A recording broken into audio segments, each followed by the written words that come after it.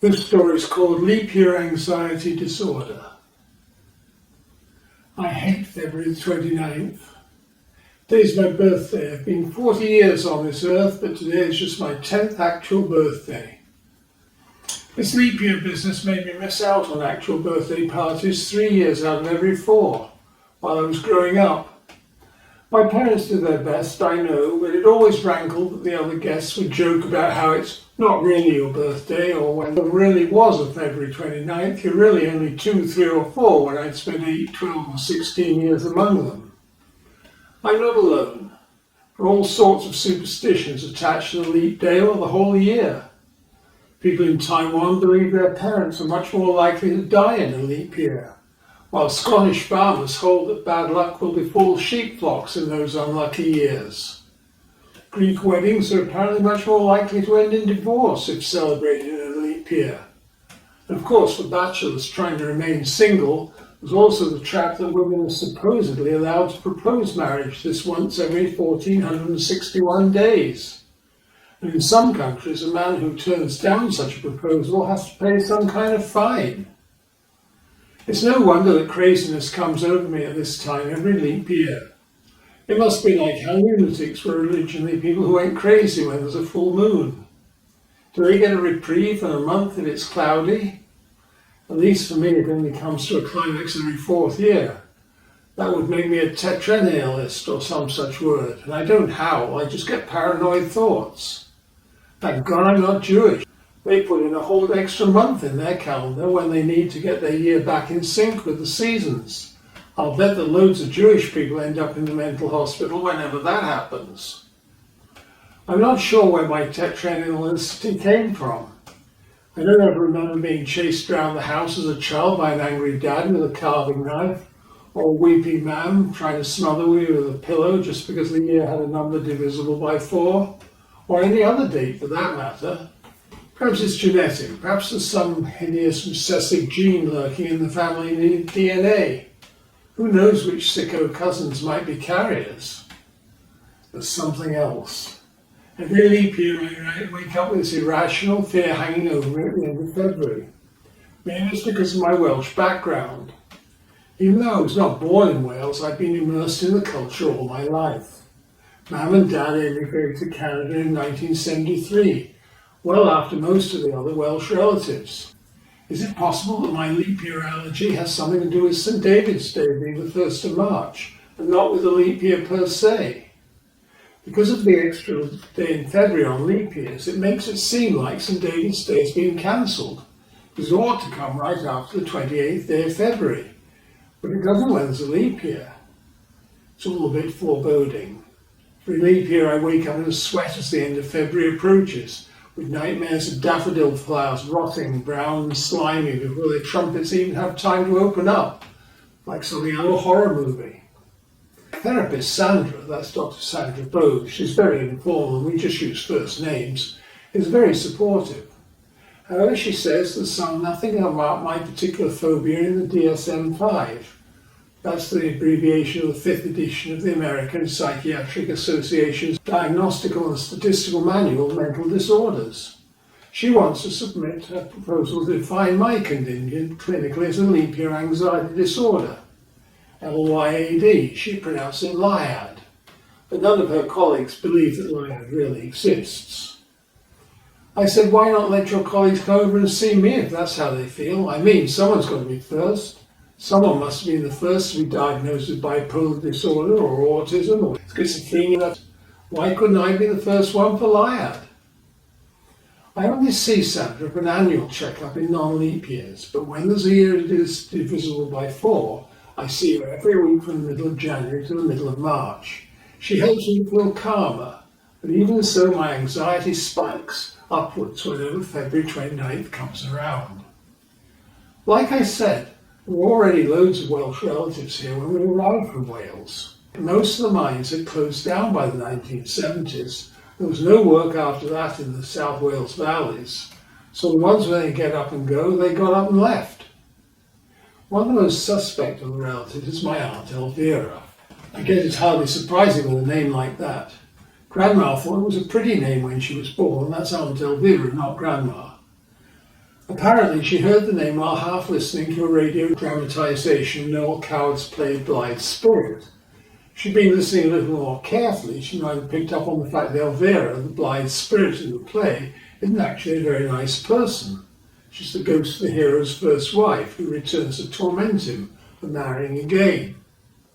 In fact, Aunt Elvira lives up to her namesake. She really torments Uncle Edwin, even when there's company. Nag, nag, nag. Poor Uncle Ed can't do anything right, doesn't make enough money, doesn't dress properly, never helps around the house, and horror of horrors, isn't even sufficiently energetic in his bedroom duties. In nice families like ours, things like that are never talked about. Apart from me, we're generally a pretty close-knit family. I'm not married. Are you surprised? So I live with my mum and dad. I woke up today with the usual sense of disquiet and doom. Paranoia isn't easy. I wish I could afford a place of my own instead of being stuck in the basement of my parents' house. But what can you do with a crap job and crap pay? Parents always make a big production of February 29th, the day when traditionally women are allowed to propose to men. I don't know whether it's to stress me out deliberately, or because they don't believe in Liad, or because they really hope I'll get married one day. Ma'am, over breakfast. Leap year again, dear. I wonder if you'll be lucky this year. Well, how am I supposed to take lucky? Is she just being sarcastic, knowing there's no one of the female persuasion in my life? Or does she really believe that one of my female acquaintances or co-workers has suddenly got the hots for me? Maybe it's Mousy Mary from the accounts department. She's so colourless it's hard to distinguish her from ivory-coloured paint that management smothered all over the offices.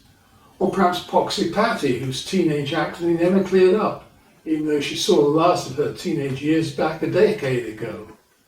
How about Gutty Gloria, who downs a box of Timbits every morning with her coffee? Any of them would be a good catch for losing a lion, I suppose. I suppose Mum means well, but being married to any one of them would kill me, it really would. There's Dad a little later. You going out this afternoon before the party, Li? Got to be prepared like a good Boy Scout. This said with a slight leer. What does he expect me to do? Roam the streets waving condom packets at passers-by until some love-struck female can't resist me? Or maybe hang out around the exit of the ladies' washroom in the Mall and hope that one of them gives me the eye and takes me with her for a pee? More likely I'll get arrested for loitering with intent. Tomorrow afternoon we'll have to go to Gareth and Hilda's for the St. David's Day bash. That's my brother and his wife, and they're allegedly adorable baby. An ugly fat thing that bawls most of the time. I really don't want to go, and I've said so, but Mum and Dad make this huge fuss about how great it is to have all the family together, how I've been missed, and how it's only once a year, blah, blah, blah. In the end I said I'll go just to shut them up. When we get there, Gareth always hands out these plastic daffodils that everyone has to paint on their clothes, so we all go into the mood of being Welsh. Same thing every year. Actually, I know he gets them from the Cancer Society's fundraising drive every April. He's a volunteer and he swipes a couple of dozen to save for next year's St. David's Day bash. It's really pretty creepy. We all wear these plastic daffs like we're a bunch of cancer patients, only with hair. Another thing I hate about going to Gareth and Hilda's is that Hilda is such a slovenly cow. Always has dishes piled up over on the kitchen counter and in the sink. First thing Mum always does when she gets there is wash the dishes because she can't stand the mess. Then she complains about having to do it, which she didn't. It was her choice on the way home. Personally, I'd just leave them where they are. They're not my crap, so why clean it up? I don't trust their place at all. Last summer when it was Gareth's birthday, we went round there. I got really sick. I mean, really sick, like having to be rehydrated in the hospital for 2 days. They claimed it was undercooked burgers, but mine was cooked right through. I know for a fact it was baby shit. Hilda doesn't wash her hands after changing the baby, even when she's in the kitchen. It's really pretty gross, the baby up there on the kitchen table having its diaper change, shit oozing out everywhere, and then we have to eat there. That table should get industrial strength bleach on it before we eat, not just a quick wipe down with a dishcloth. Anyway, I reckon Hilda doesn't like me all that much. It's mutual. I once heard her tell Gareth that I was a lazy moocher living at home still and having Mam do all my laundry and getting my food. I reckon Gareth could have been a bit more supportive. He is my brother after all. And so what the Mam does for me. She doesn't have anything else to do except a bridge game on Wednesday afternoons. It's like I give her miserable like a bit of meaning. I'm listening to Dad banging on about politics all the time. Anyway, who cares who's who in Plaid Cymru? They've been living in Canada for 40 years, for God's sake. A lot of the Welsh keenness go to a whole lot of trouble to get their authentically Welsh food. Great slabs of Caerphilly cheese from the British import shop. There's always a couple of roast legs of lamb, though I'm almost surprised one doesn't drag some unsuspecting ovino from Wales to make the event properly authentic. And New Zealand has to stand in. Mam always brings her famous Welsh cakes that she spent half the day cooking on a little electric griddle. Then there's cousin Bronwyn's equally celebrated bar of brith, some sort of fruit cake made by soaking the dried fruit in cold tea. Nothing like tea that got forgotten in the pot to bring out the flavour, or so they say. Last year, Hilda got her cousin from Cardiff to send over some lava bread, which everyone cooed over. Not my taste. It's made from mashed seaweed and oatmeal. Can you imagine? Not surprisingly, you can't buy it in Ontario. Apparently, it's a place in Cardiff that makes it commercially. After everyone has eaten themselves to a standstill and the dishes are cleared away, despite them saying, "Oh, just leave and I'll do them tomorrow," comes the most frightful part of the evening, the celebration of all things Welsh. First of all, someone says to cousin Megan, who has some ability on the piano, "Hey Megan, how about giving us a song?" Then Megan allows herself to be swayed in to the quiet piano for the old songs to get sung. Now remember that most of the assembled company were either born in Canada or last lived in Wales since before the 1970s. So it's been quite a while since they actually kept the welcome in the hillsides. Then the Tom Jones wannabes insist on the green grass of home. Given the number of beers consumed by some of the menfolk, it's always obligatory to sing Guide Me O Thou Great Redeemer Cumrandda, led by cousin Owen, a big rugby fan. You'd think we were a rugby international at Cardiff Arms Park with green face paint and red griffins, ready to punch out the English fans. The last song is always the Welsh anthem, in Wlad Lefwi Nado, in English, land of my fathers, at least for those who can sing it in Welsh. This sorts out the Welsh sheep from the Canadian goats in a hurry. And it's time for a last act of the evening when cousin David, who likes to be called Di, always reads Dylan Thomas's A Child's Christmas in Wales, even though it's 2 months after Christmas. At last the show is over for another year and we all go home, but not before the long goodbye. This involves standing around with your coat and boots on, either boiling in Gareth and Hilda's little hallway, or freezing your nuts off in the driveway, while folks reminisce further, as if they hadn't had enough time for that already, about times in the old country among the older relatives and or previous St. David's Day celebrations.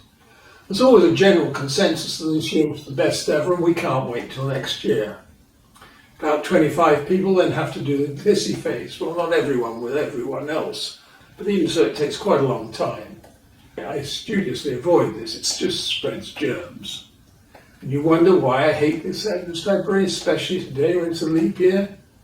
You wonder why I've got leap year anxiety disorder.